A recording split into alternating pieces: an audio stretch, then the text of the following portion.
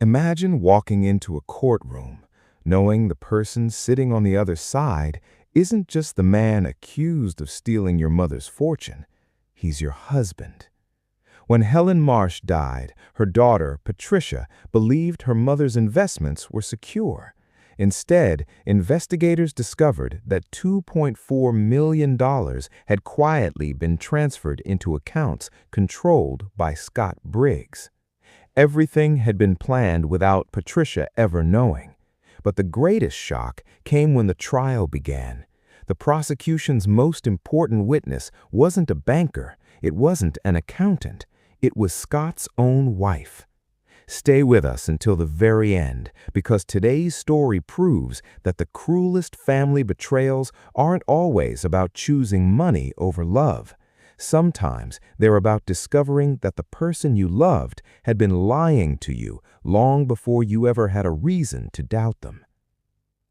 Helen Marsh was 78 years old and had lived in Chicago, Illinois her entire adult life, working as an office administrator for a medical practice for 27 years before retiring in 2008.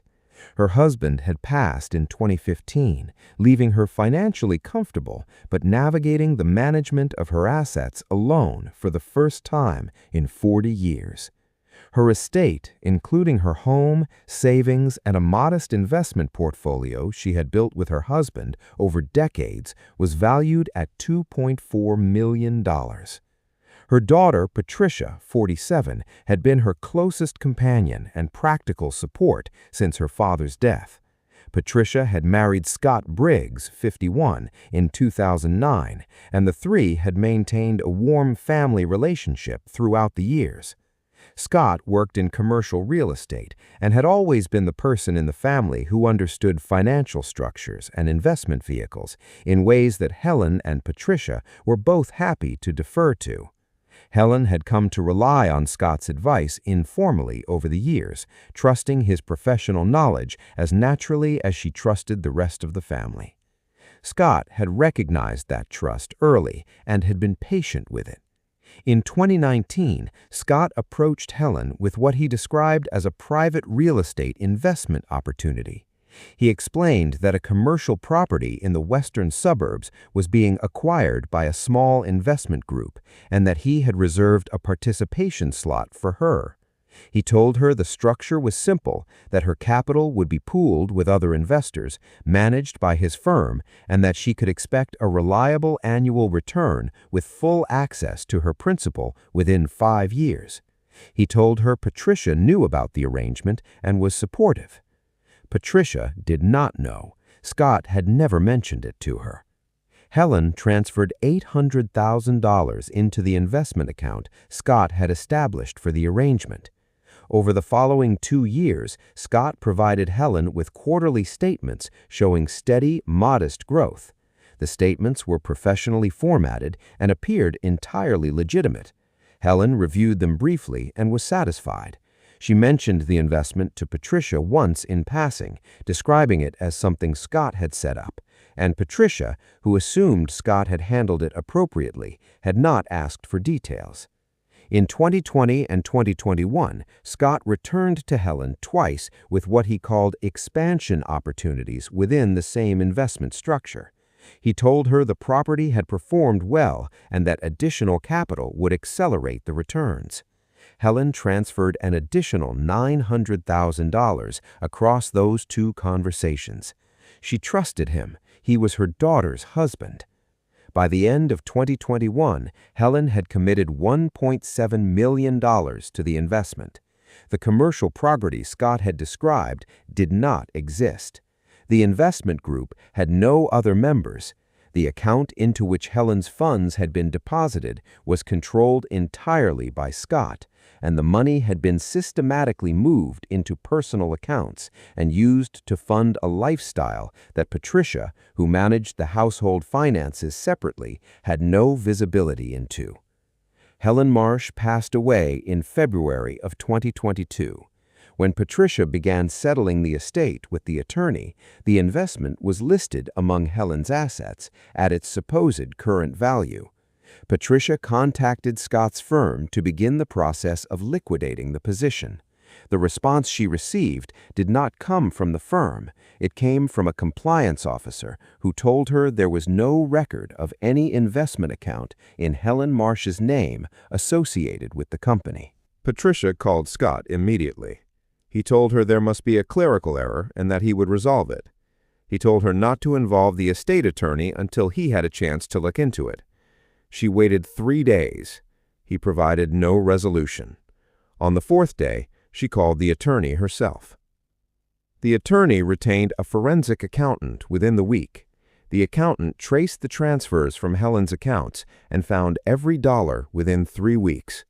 The investment account had received Helen's funds and had immediately begun dispersing them to personal accounts registered to Scott individually and to a business entity he had established in Delaware that Patricia had never heard of.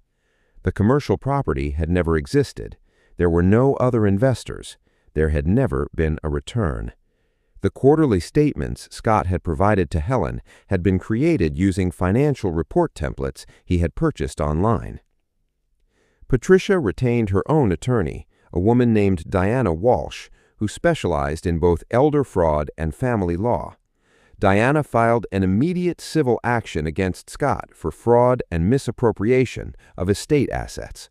She also cooperated fully with the Cook County District Attorney's Office, which had opened a parallel criminal investigation following the forensic accountant's referral. Investigators contacted Patricia formally to request her cooperation as a witness. She agreed without hesitation. Scott retained criminal defense counsel and initially maintained that the investment had been a legitimate private arrangement and that the funds were temporarily inaccessible due to market conditions. When investigators presented the forensic account analysis, the Delaware entity records, and the online template purchases, his attorney requested a series of continuances that the court ultimately declined to extend indefinitely. The hearing was held before the Honorable Judge Raymond Foster at the Cook County Circuit Court. Diana Walsh presented the full forensic financial analysis, the Delaware entity records, the template purchases, and Helen's complete transfer history. She presented the quarterly statements Scott had provided to Helen alongside the actual account activity, showing that not a single figure in any statement had corresponded to any real transaction. Then Diana called Patricia Briggs to the witness stand. Patricia walked to the box and sat down without looking at her husband's table. She answered every question clearly and without hesitation. She described the moment she had contacted the firm and received no record of her mother's account. She described the 4 days she had waited for Scott to resolve what she had been told was a clerical error. She described the moment she understood it was not a clerical error. She described the quarterly statements her mother had shown her, which she had not examined closely because she had trusted her husband to have handled things correctly. She told the court that she had filed for divorce the week before the hearing began. The courtroom was quiet when she finished. Scott's attorney argued that the investment had been a legitimate private arrangement and that market conditions had made the funds temporarily inaccessible, a position that the forensic evidence had rendered entirely unsupportable before the argument was completed. Judge Raymond Foster listened to the full presentation without visible reaction and delivered his ruling 3 days later. He found that Scott Briggs had engaged in a deliberate and sustained fraud against Helen Marsh, exploiting a position of family trust to misappropriate $1.7 million in funds that Helen had believed were being managed for her benefit. He ordered full restitution to Helen's estate and referred Scott to the district attorney for criminal prosecution. He also awarded Patricia a civil judgment covering her legal costs and damages arising from the fraud she had been used to facilitate without her knowledge. Scott Briggs was convicted of elder financial exploitation, fraud, and criminal misuse of a fiduciary relationship. He was sentenced to 8 years in Illinois State Prison. Patricia Marsh, who had reverted to her maiden name before the sentencing, settled Helen's estate over the following year. The restitution order enabled the recovery of most of the misappropriated assets through the liquidation of assets Scott had purchased. She sold the home she had shared with Scott and moved to a smaller apartment closer to her mother's old neighborhood. She said she had not been back to the investment firm's building and did not intend to go. She said the hardest part of the trial had not been walking into the courtroom. It had been realizing, somewhere in the middle of the forensic accountant's testimony, exactly how long Scott had been planning this before he ever mentioned her mother's name. Helen Marsh lived her life trusting the people her daughter chose to bring into the family. Her daughter spent one morning on a witness stand, ensuring that trust was the last thing Scott Briggs was ever able to exploit. The court confirmed that what he had built on that trust cost him everything he thought it would protect. Would you have questioned a family member's investment advice before transferring that kind of money? Tell us in the comments below. And if this story stayed with you, subscribe to Court of Shadows for more courtroom drama stories every week.